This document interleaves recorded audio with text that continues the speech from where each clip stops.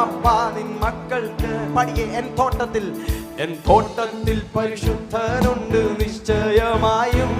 തൻ കാലൊച്ച ഞാൻ കേൾക്കുന്നുണ്ട് കാതുകളിലാ.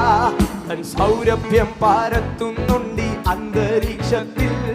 ഇത് സൗന്ദര്യം ഞാൻ ദർശിക്കും കണ്ണുകളാലേ. എൻ തോട്ടത്തിൽ പരിശുദ്ധനുണ്ട് നിശ്ചയമായും.